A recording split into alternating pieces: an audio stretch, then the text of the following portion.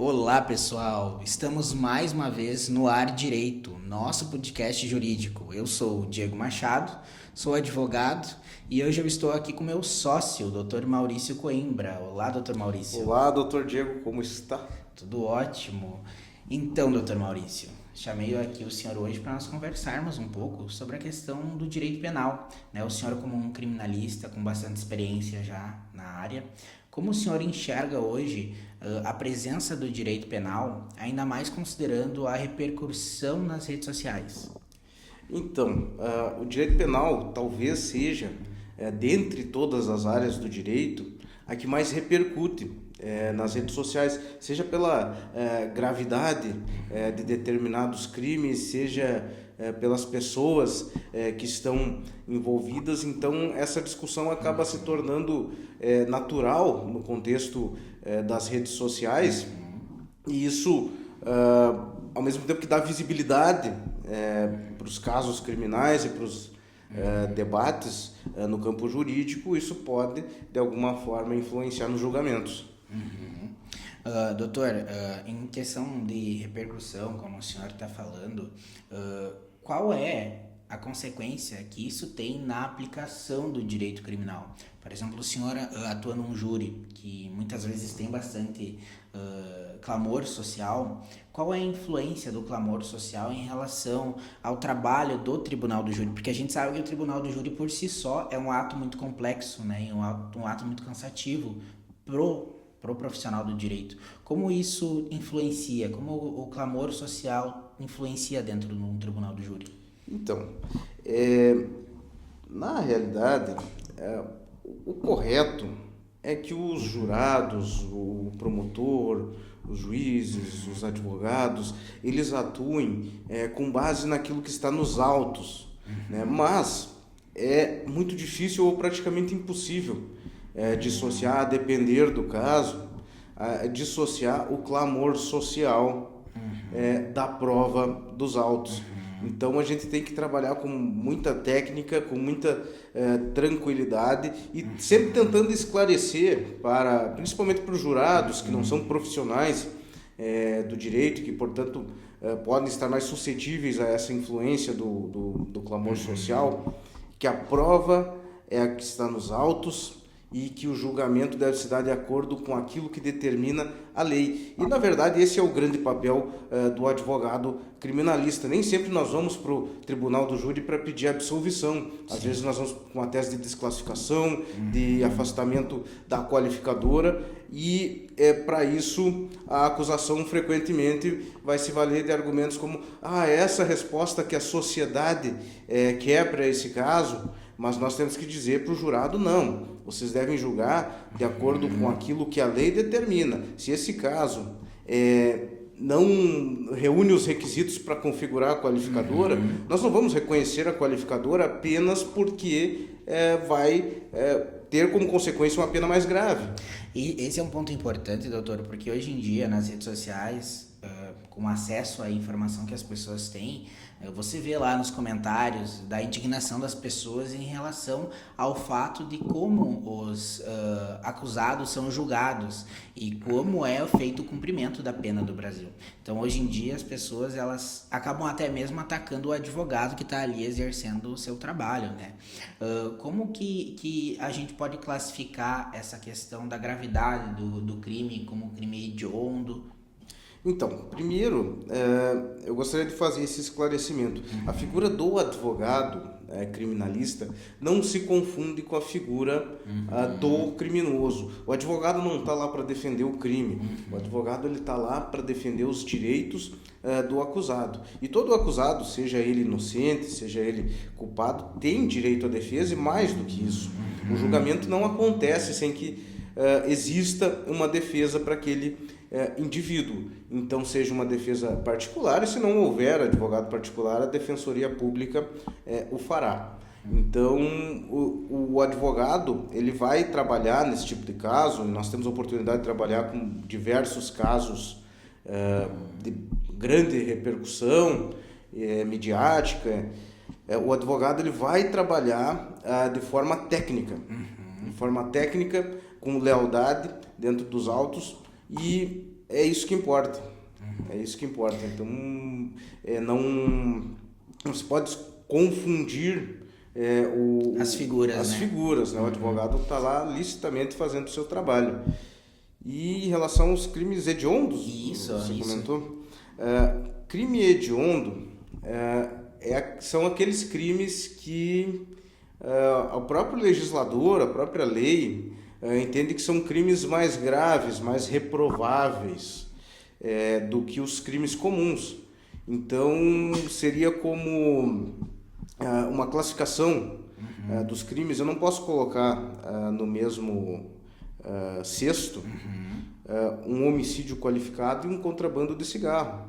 Sim, a gravidade é bem diferente perante a lei, né? São naturezas diferentes. Então, existe uma lei, que é a lei dos crimes hediondos, e essa lei, ela elenca os crimes que são considerados hediondos. Tem também o tráfico de drogas, que é equiparado ao hediondo. Então, para as consequências legais, ele é considerado também um crime hediondo, embora não esteja na lei. Mas nem sempre foi assim, né, doutor? Nem sempre um homicídio, por exemplo, esteve qualificado como um crime hediondo, né? Não, isso tem muito a ver com o caso Daniela Pérez.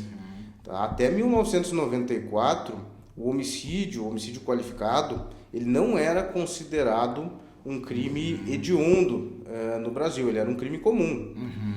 Então, acontece esse caso de grande repercussão da Daniela Pérez, uma atriz da Globo, a mãe dela autora de novelas renomada. Naturalmente, houve uma comoção social. Sim. Um caso relativamente simples para a polícia, para o Ministério Público, para o Judiciário. Houve o julgamento e a condenação dos acusados.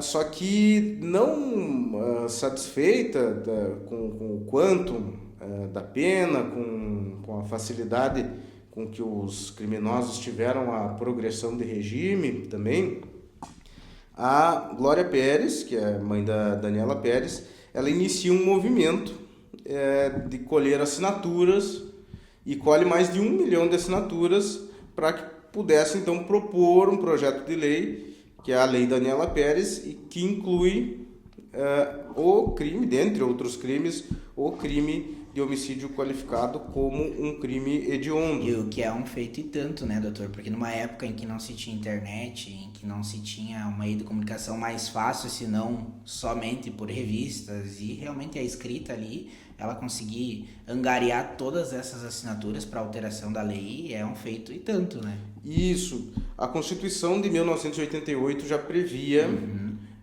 a lei de iniciativa, o projeto de lei de iniciativa popular, ou seja, que o povo, que a população poderia propor uma lei, uma alteração na lei, desde que fossem recolhidas assinaturas correspondentes a 1% do eleitorado nacional, divididos em 5 estados, e dentro desses 5 estados, pelo menos 0,3% do eleitorado local.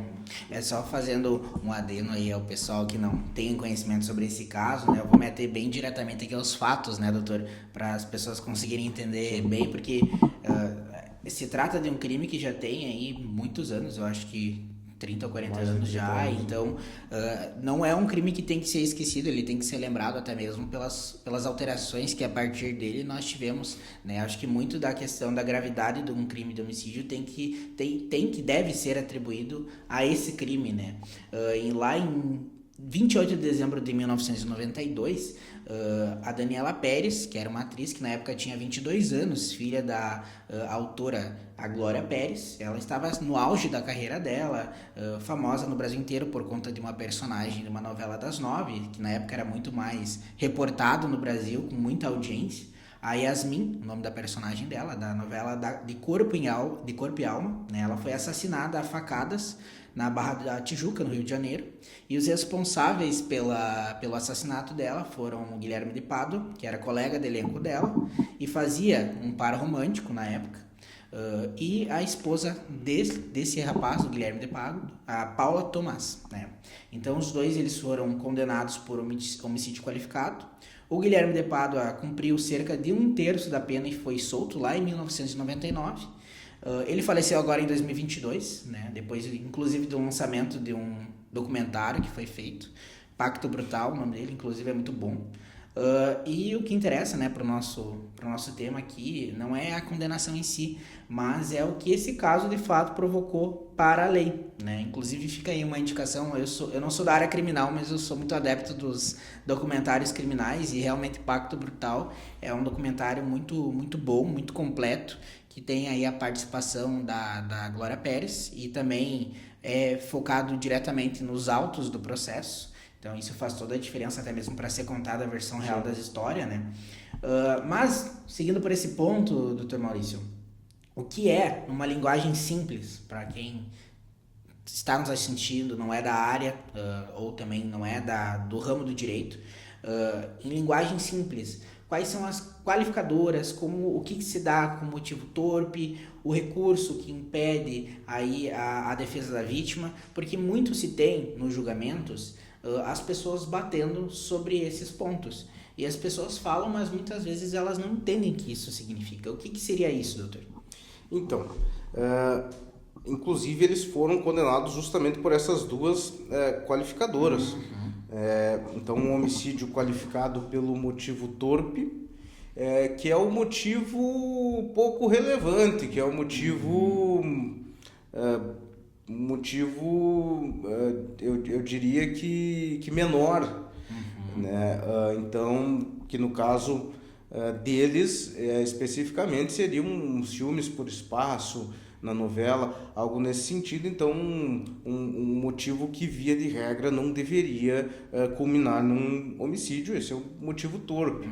E a forma que eles agiram, mediante uma emboscada com superioridade de agentes, então eram eles dois atacando ela, e mesmo o número de golpes, a superioridade de armas, né, já que eles tinham arma branca e ela não tinha nada para se defender, todo esse contexto dificultou ou impossibilitou que a vítima pudesse se defender, né? E daí vem a qualificadora, recurso que dificultou a defesa da vítima.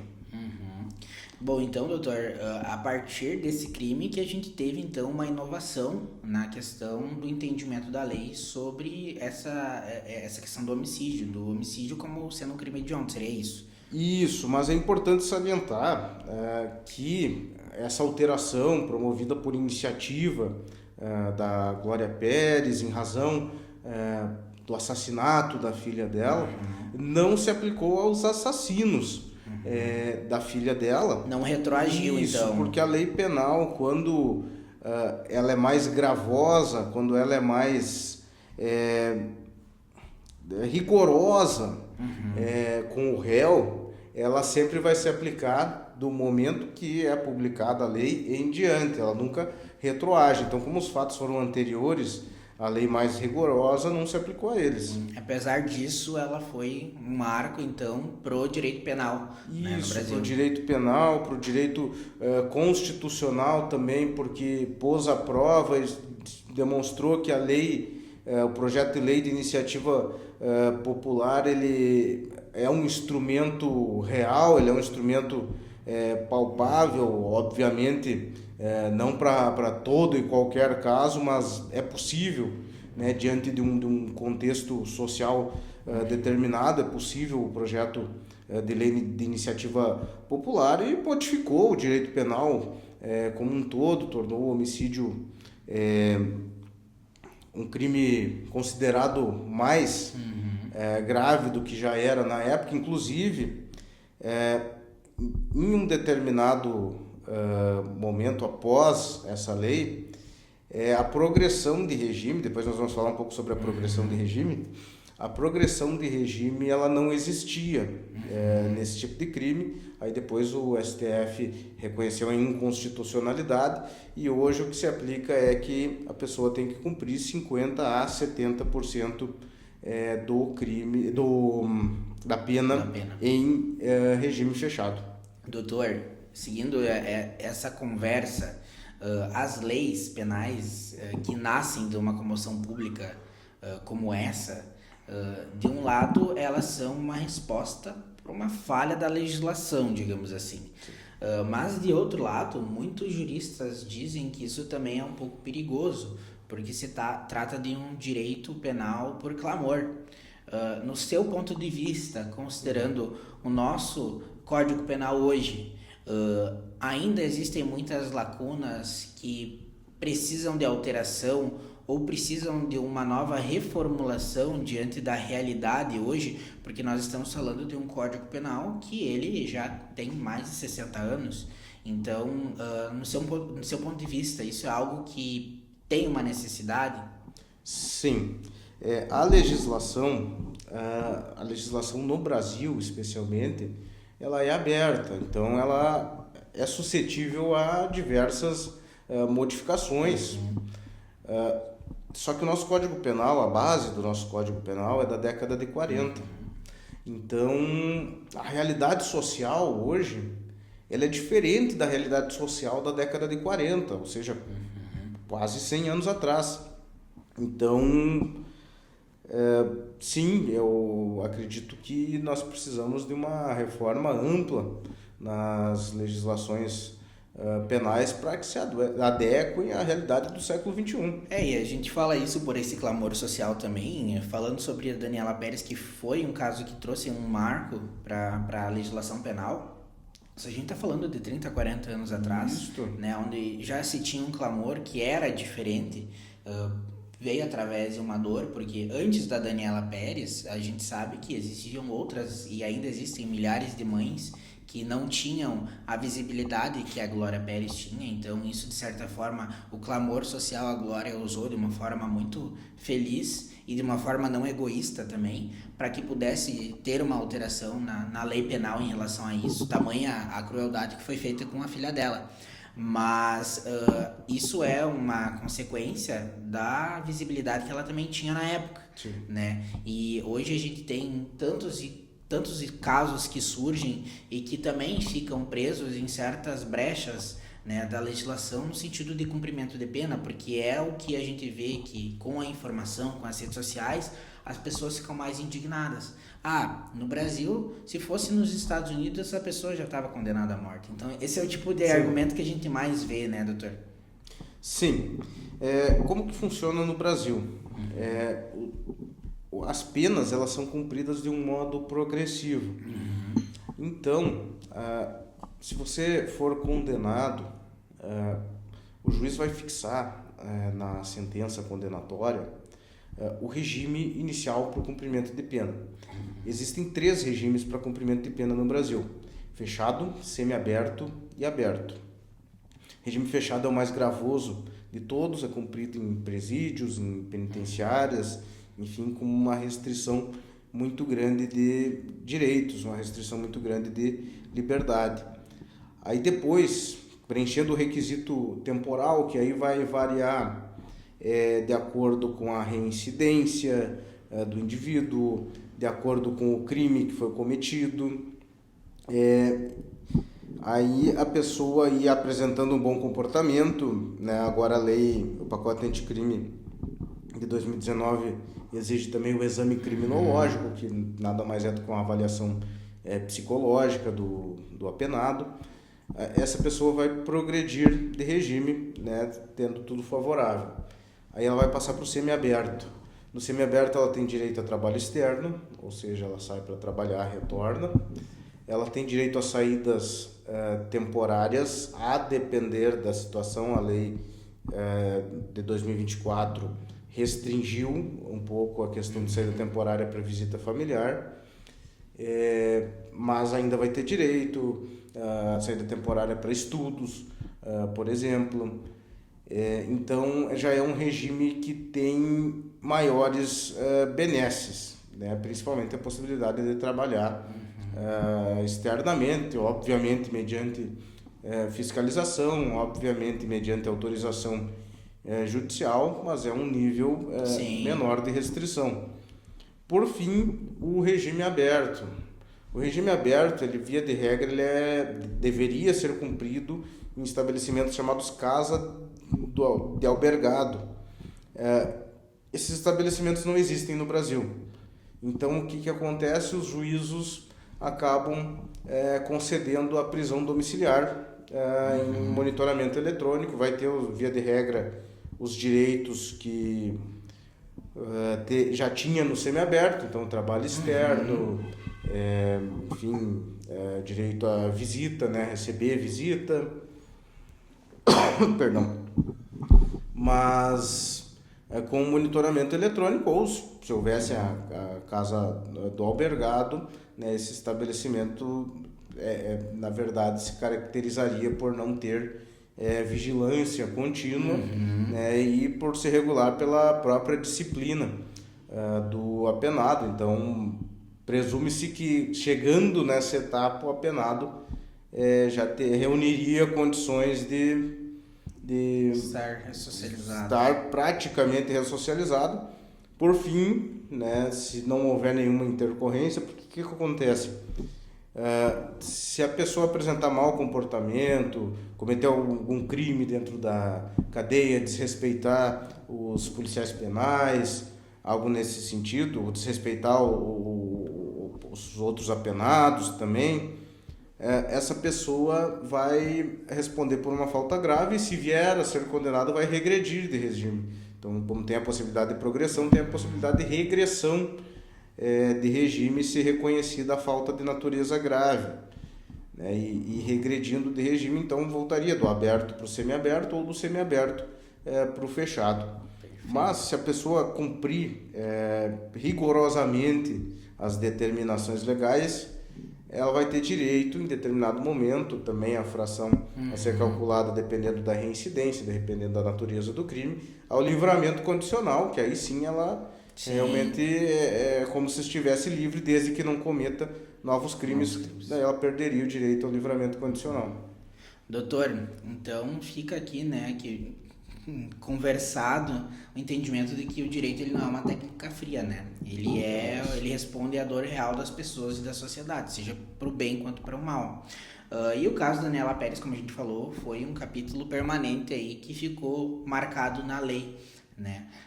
Doutor, agora papo reto para a gente encerrar o nosso episódio. Pela sua técnica jurídica, o seu conhecimento na atuação do Tribunal do Júri e outros casos criminais, para quem está começando na área do direito ou tem interesse em seguir, quais são os conselhos iniciais que um bom profissional do direito penal tem que seguir no seu ponto de vista, se o senhor estivesse começando hoje a sua carreira jurídica? Do meu ponto de vista, o profissional do direito penal ele tem que reunir duas qualidades. Primeiramente, o domínio da técnica, o domínio absoluto da técnica processual penal, e o domínio sobre o processo, o domínio sobre o fato. A advocacia criminal, ela não permite que se advogue em massa. Não são ações de massa. A advocacia criminal ela é individualizada, porque cada caso é um caso e envolve a liberdade, envolve a vida das pessoas. Então, a principal dica para quem quer começar no direito penal, tenha respeito pelas pessoas. E quando eu digo respeito pelas pessoas, tenha respeito pelo seu próprio cliente, mas tenha respeito pelas vítimas também, tenha respeito pelas famílias das vítimas. Eu, particularmente, não costumo atacar as vítimas, não costumo atacar os corréus na defesa dos interesses do meu cliente, porque procuro fazer uma advocacia pautada no respeito, e eu acho que isso é importantíssimo para um desenvolvimento longevo da advocacia criminal. Então, tenha respeito pelas pessoas, domine a técnica, domine os fatos daquele processo, e aí, com certeza, você vai conseguir fazer uma defesa de qualidade, uma defesa digna para o seu cliente, né? Nem sempre a gente vai conseguir o resultado que nós queremos, justamente porque não depende necessariamente de nós. Nós vamos fazer o melhor que nós podemos naquele momento, mas existem outros fatores, existe a acusação, existe o judiciário, existe os jurados. Nós não podemos controlar quem são os jurados, né? Os jurados são sorteados. Evidentemente, a defesa tem o direito de excluir 3 imotivadamente, mas de toda forma o sorteio dos jurados é aleatório. Existe o clamor social, existe a influência da mídia, então influências externas, mas faça o melhor que você conseguir fazer naquele momento com as ferramentas que você tem naquele momento e sempre com muito respeito. Perfeito, doutor. Ótimas colocações. Então, agradeço, doutor, a disponibilidade, a sua presença. Se quiser deixar suas redes sociais, o seu escritório, para que as pessoas possam seguir também, fica à vontade. Perfeito, pessoal, quiser seguir, mauriciocoimbra.adv no Instagram e também @MCS Advocacia, MCS Advogados. Perfeito, muito obrigado, doutor. Muito obrigado a todos. Encerramos então mais um episódio de No Ar Direito.